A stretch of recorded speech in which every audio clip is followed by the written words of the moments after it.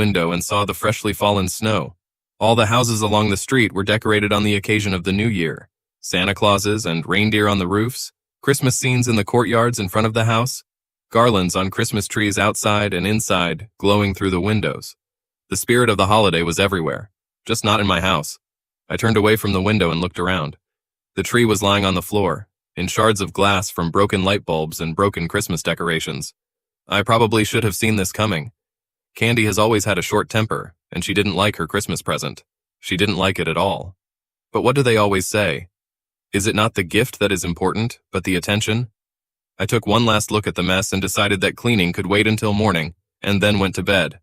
Candy and I were married for 5 relatively prosperous years. I was her second husband, and she was my third.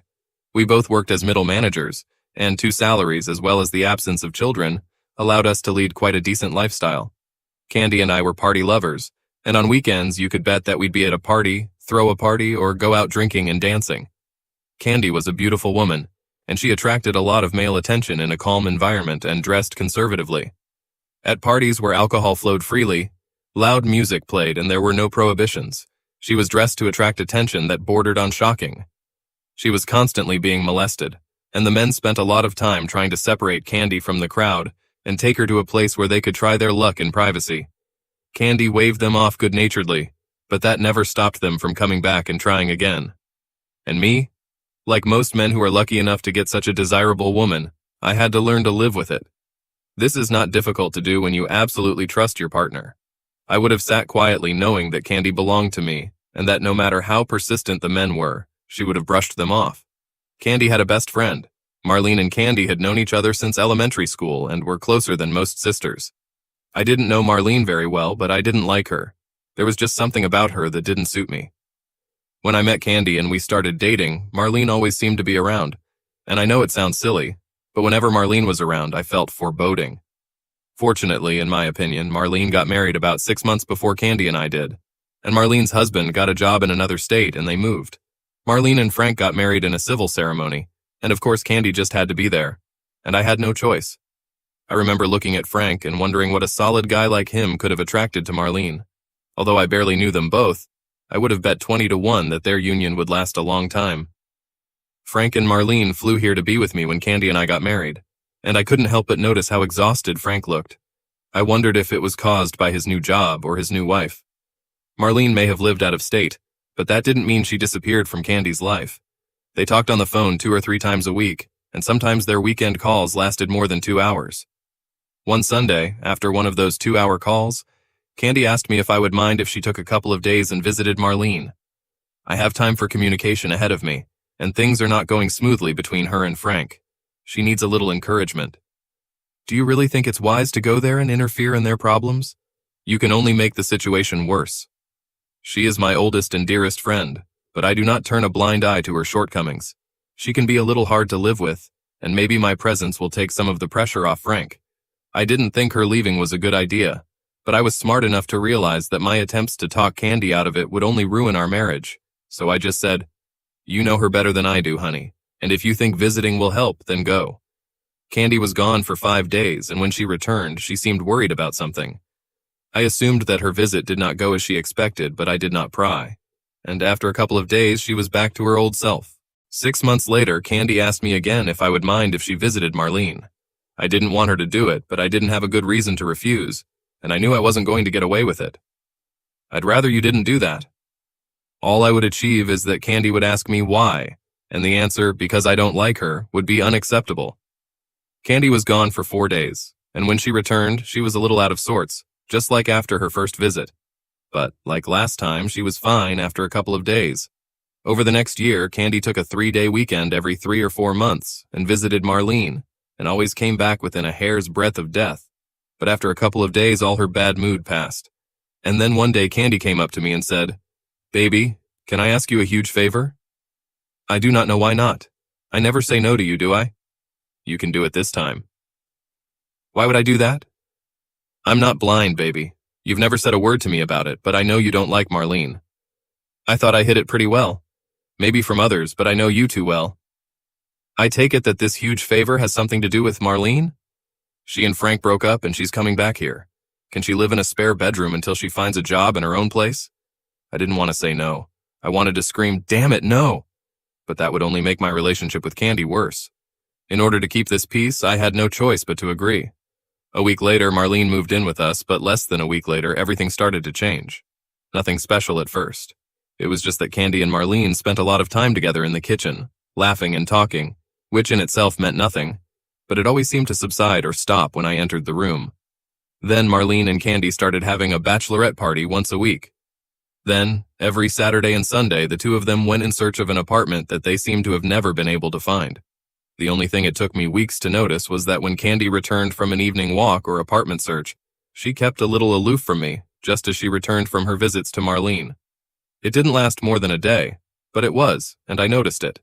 One day I was at work when my secretary told me that Frank McBride was asking for me on line 3.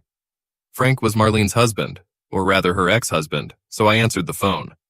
After a brief exchange of pleasantries, he got straight to the point. I suffered for a long time because of this. At first I told myself that it was none of my business, and I thought that maybe you already knew that you and Candy had one of those open marriages, but the more I thought about it, the more I realized that I had to call you. I wouldn't want you to have AIDS. What are you trying to tell me, Frank? I'm not going to tell you anything. I'll just send you a package. You can watch it and make your own decision. The fact that Marlene is with you now means that I have accepted mine. I sent the package this morning, so you'll get it the day after tomorrow. Take care of yourself and good luck, he said before hanging up. There was no way in the world I could understand what Frank was trying to tell me. Of course, I didn't have a dead mind, so it was obvious that what was in the package concerned Candy as much as Marlene, and it was equally obvious that Frank didn't think I would like what was in the package. His comment about free marriage and AIDS gave me a hint as to why he and Marlene broke up, but I trusted Candy implicitly. The next 2 days dragged on endlessly. A package arrived at my office on Thursday morning. I told the secretary that I didn't want to be disturbed, closed the office door, and opened the parcel. The box contained a videotape and an envelope made of thick paper measuring 30 x 35 centimeters. I opened the envelope and found 24 photographs measuring 20 x 25 centimeters and a copy of the report from Simpson Investigations. The photos were of Marlene, Candy, and 3 men. They were obviously made in a bar. The lighting was poor, but the photos showed 2 women and 3 men either dancing or sitting in a booth. The dancing photos that featured Candy showed a man's hand as she smiled at him. Only in one of the pictures taken in the booth, Candy was clearly visible, and in it a man was hugging her shoulders, and she was smiling at him. Other photos showed Marlene kissing 3 men and groping her. The Simpson Investigation Department report says that they picked up the object, Marlene, and an unidentified companion, Candy, at 1945 at the place of residence of the object. The subject was followed to the Harris Grill bar, where the subject and her companion met with 3 unidentified men. The report went on to say that 2 women were seen in extremely friendly relationships with 3 men. At 22:15, 2 women and 3 men left the Harris, crossed the street and went to the Venus Motel, where they entered room 116, where they stayed until 1:30. Then the object and her companion were taken to the place of residence of the object, where they arrived at 2:05. It seems like my absolute trust in Candy was a little misplaced. I took the videotape and went down to the conference room where we had a TV and a VCR installed. I locked the door behind me and watched the recording. It only showed Marlene and Candy walking from the bar with 3 men to room 116 and going inside at 8:15, and at 1:30 they leave the room. I had been married twice before, and both marriages broke up when I caught my wives cheating, so I already knew how denial works and how much time you have to wait, hoping that in fact everything is not so bad and everything will get better, and it hurts in the long run. I called my friend Roger, who was also my lawyer, and asked if he could spare me a few minutes of his time. He said he could help me, and I went straight to his office. He told me what I already understood myself. I had no proof, at least not from what I had. He repeated them point by point. The photos themselves don't mean anything. We don't know what happened the moment before the picture was taken, or the moment after it was taken. The photo could have been taken at the very moment when she could have pushed that hand away or slapped the man. The same can be said about the photo in which the man's arm is hugging her. We don't know what happened immediately before or after, and the investigator's report doesn't mention Candy or what she did. Their target was Marlene, and it was on her that they focused. The record only proves that 2 women entered the motel room with 3 men. They didn't go from the bar to the office and didn't rent a room, which means that 1 or more men had already stayed there, so you couldn't demonstrate an intention to commit adultery. Once in the room, we have no idea what they were doing. They may have been playing cards or watching videos. What, in our opinion, happened does not matter.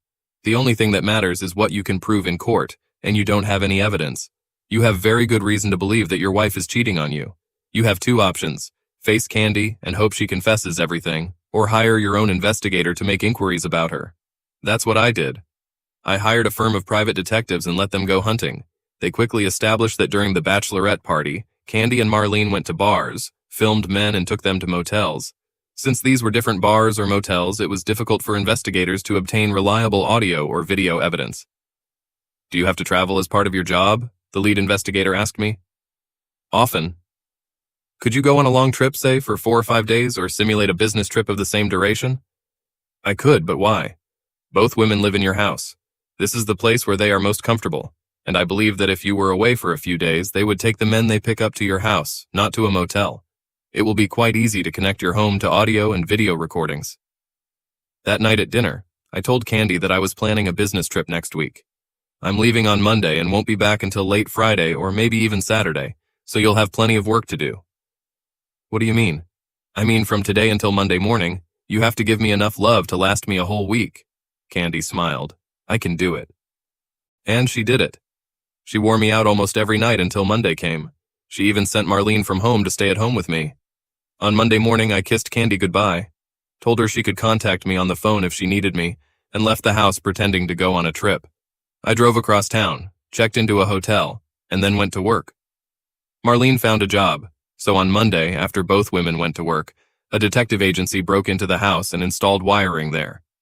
On Tuesday morning, a detective called me and said that 2 women had left the house, picked up 2 men and went to a motel. Tuesday night was a repeat of Monday night, except that 2 women drove the 3 men they met to a motel. On Friday morning, I got a call and was told that they were ready to report. The women picked up 2 men and brought them home. There were 3 of them on Thursday evening. The detective told me that I could stop by his office on Friday afternoon to pick up the report and tapes. I told them I'd be there in the afternoon, and then I called Candy at work and said I'd be home in the evening. That same day, I went to the Myron Investigations office to pick up the report and the tapes. Have you looked through them? Yes, we have reviewed the results of both recordings. Did we get what I need for a divorce? It's hard to say. I don't understand. Did you have evidence of my wife's infidelity? Again, it's hard to say. You will have to review the recording and make your own decision. Come on. Either you have her on tape making love to another man or you don't. Well, I can make that clear. On neither of the 2 nights that we have a record of, did your wife make love to another man. You mean she's not cheating on me? Again, it should be your decision. You will need to review the records and form your own opinion on this matter. I paid the bill, then picked up the tapes and returned to my office. Everyone left for the weekend, so I went into the conference room, locked the door behind me, and sat down to watch the recording. The episode, filmed on Wednesday night, began with Candy, Marlene, and 2 men entering Marlene's room. Marlene and the 2 men immediately undressed, and Candy went to a chair, sat down and watched. The man came up to Candy and said, "Come on, honey, take off your clothes and let's have some fun." "I'm sorry, but I told you before we left the bar that I'm not cheating on my husband. You knew before we came here that it would be just the 2 of you and Marlene. What's the matter? Do you enjoy watching it? It doesn't matter. The only thing you need to know is that you're not going to be lucky with me." The recording lasted 3 hours, and I quickly replayed most of it. Throughout this time, Candy sat in an armchair and watched Marlene take both men on herself. At some point, I stopped rewinding and saw Marlene enjoying herself. I didn't like Marlene, but I couldn't deny that she had a great body and she looked damn beautiful. Marlene screamed, "Hey, stop bothering her and come here." The guy reluctantly left Candy and approached Marlene, who told him to lie on his back on the bed, and when he did, she climbed over him. She leaned forward, almost lying on his chest, and then said to the other guy, "Okay, Stan, you know what to do." "Take it easy, Stan, take your time. Take your time and let me get used to it." Oh yeah, baby, that's it. God, it feels so good." The guy downstairs did almost nothing except lie down and let Marlene fondle him. Candy, who was standing on the sidelines, watched what was happening, but it was the only action she performed in that room that night. That was the end of it for both men. They got up and dressed, and Marlene walked them out. In the next segment of the recording, Candy could be seen coming into our bedroom, undressing and lying down on the bed. 2 minutes later, Marlene came into the room and got into bed with Candy. "I saw you, girlfriend. I saw you put your hand up your skirt. When will you finally stop this? You want? You're missing a great opportunity. How many times do I have to tell you, Mar? Hal has 2 ex-wives who became exes because they cheated on him. I love him and I don't want to be an ex-wife, so I'm not cheating. Well, all I can say is that you're missing out on a damn good time. Come on, baby, take care of me. My jaw almost dropped to the floor when Candy stood up and landed on her best friend. After she calmed down, Marlene said, "Oh my God, baby, that was fucking great. You do it better than anyone else." Candy reached out, turned off the light, and the 2 women snuggled up to each other.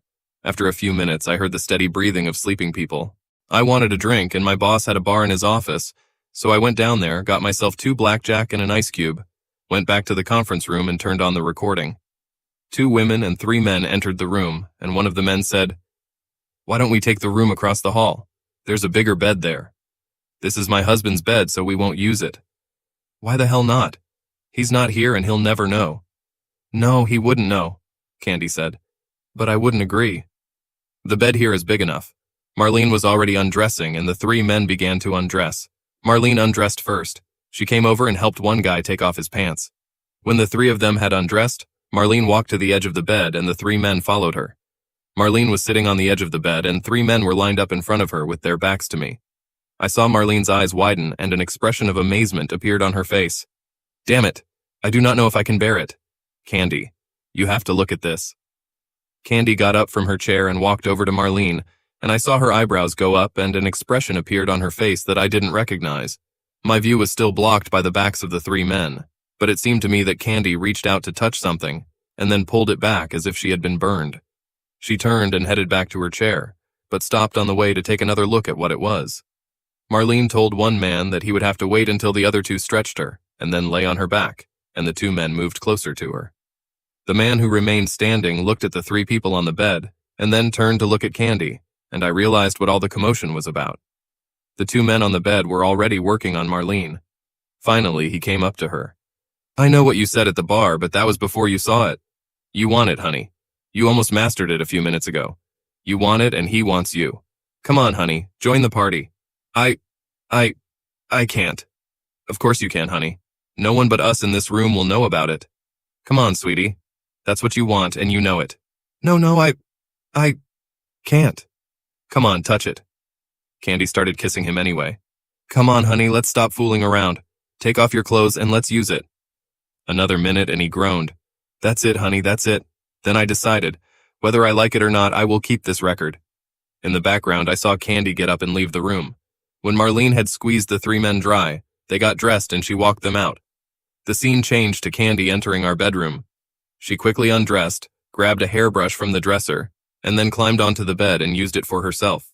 She got up, took a shower, and then, undressing, got into bed and began to read. After about 5 minutes, she put down the book, got up and went to the bedroom door. She opened it and went into the other room, but then she stopped dead, maybe for a minute, and then turned around, went back to the bed and grabbed the comb again.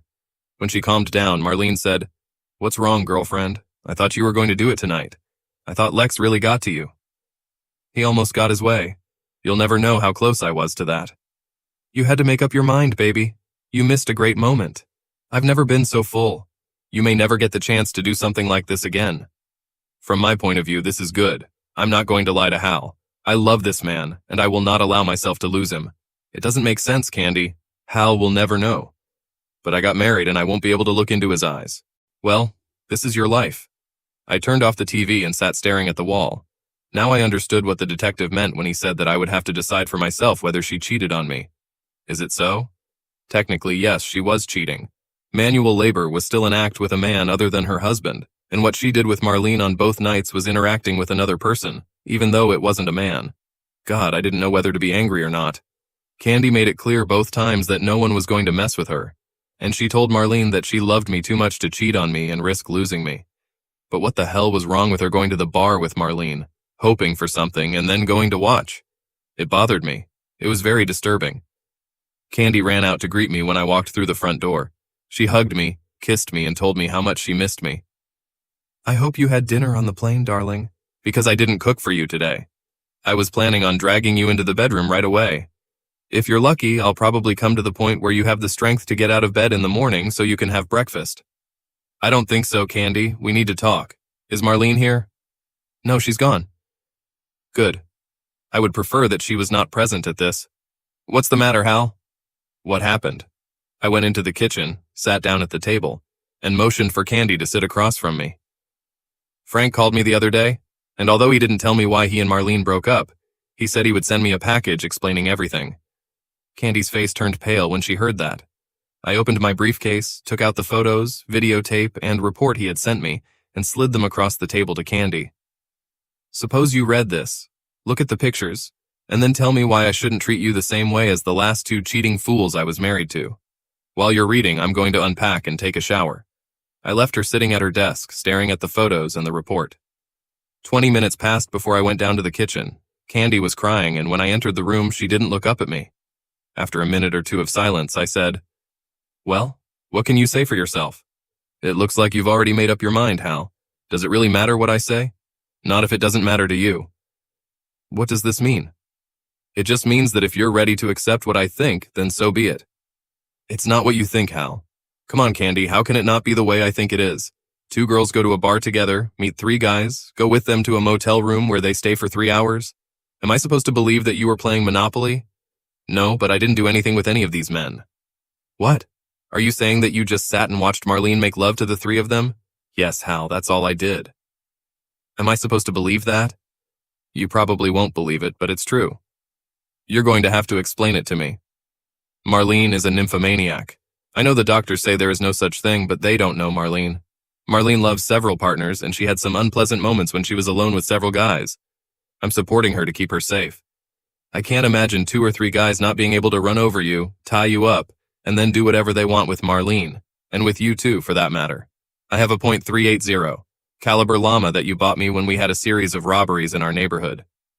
Do you carry a gun in your purse? Only on those evenings when I go out with Marlene. How the hell did you take it with you when you flew to her? I didn't have to take him with me. Marlene had her own pistol, a small .32 automatic. I used it when I visited her.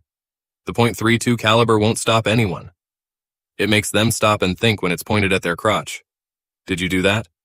Twice. And you expect me to believe that? Believe it or not, Hal, it's true.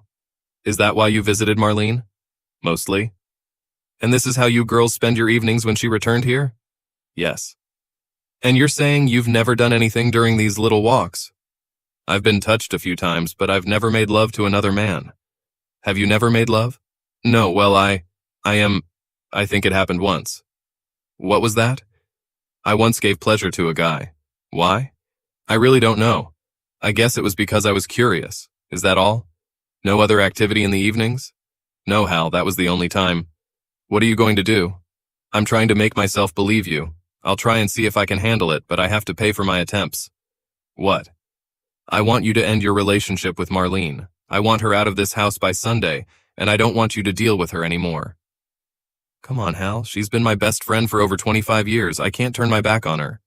A Candy of your choice. The point is, if she stays in your life, I'll leave. And if she leaves and I stay, I'll only stay as long as you stay away from her. And one more thing. I'm not stupid, so I'm going to get tested for sexually transmitted diseases as soon as I can get an appointment. And I want you to do the same. That means at least 6 months, because that's how long it takes for AIDS to manifest. Hal, I swear to you, I haven't had an affair with another man since I met you. I've always believed that it's better to be safe than sorry, Candy. Your story is so unusual that I'm ready to believe it might be true. But as I said, I'm not a fool, and I'm not going to take any chances. These are my terms, Candy. You either accept them or you don't. I got up from the table and left her standing there, staring at my back. On Saturday, Marlene found an apartment, and by Sunday evening she had moved into it. Candy apparently explained my request to Marlene, and a lot of tears were shed because of it, and Candy was just unbearable for a couple of weeks. 4 months had passed, and as far as I could tell, Candy had never met Marlene for lunch or a cup of coffee. They talked a lot on the phone, but I didn't care. All I demanded was that Candy and Marlene never go anywhere together or be alone. Our bedtime had slowed down somewhat, but otherwise our relationship seemed to be as strong as it was before I received the package from Frank. Then came the week when the company sent me out of town on business for 3 days. I told Candy about it, and then called the detective agency I had contacted earlier. It was 2 days before Christmas, and after dinner I handed Candy a gift-wrapped box. What is it? An early Christmas present. She unwrapped the wrapping paper and found a cardboard box. Inside were 3 envelopes measuring 25 x 35 centimeters and a videotape. The letters A, B, and C were on the envelopes. What is it? Start with the letter A and then watch the video. When you're done watching the video, read the B and then open the C. I'll be upstairs. I left Candy sitting where she was and went up to our bedroom. A is the detective's report from my last fake business trip. B. In this envelope was a detective's report on my business trip that I had just made, and the video, of course, was from Candy's adventures.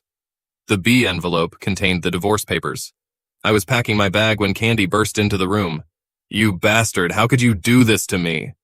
I offered you to choose Candy, me or Marlene, and you chose Marlene. So what? You already knew I was telling you the truth when we had that stupid meeting in the kitchen. I told you I was just sitting and watching. For God's sake, Hal, you saw it on video. Yes, Candy, but that wasn't all I saw on the tape, was it? I saw you and the guy, how close you were to taking him. I saw how after you left the room you were going crazy with a comb thinking about a guy. And I saw you get out of bed and go to Marlene and her guys. You didn't do it, but you almost did. And I knew that if you kept running with Marlene, the day would come when you'd slip up. What else did I see, Candy? I saw Marlene making love to 5 different men, and then I saw you pounce on her. No matter how much this little cheater made love, she could have gotten sick even before this video was shot. That was another reason why I wanted you to stay away from Marlene so that you wouldn't pick up anything if you turned out to be clean. I gave you a chance, Candy. All you had to do was stay away from Marlene, but you didn't. I left you alone for 3 nights, Candy, and what did you do? You went to a bar with Marlene and then to a motel for all 3 nights. You made your choice, Candy, and it wasn't me. Now, if you don't mind, I'd like to finish packing. Are you going to leave? Are you really going to leave me? Yes. She ran out of the room, and a few minutes later I heard a loud crack and the sound of breaking glass.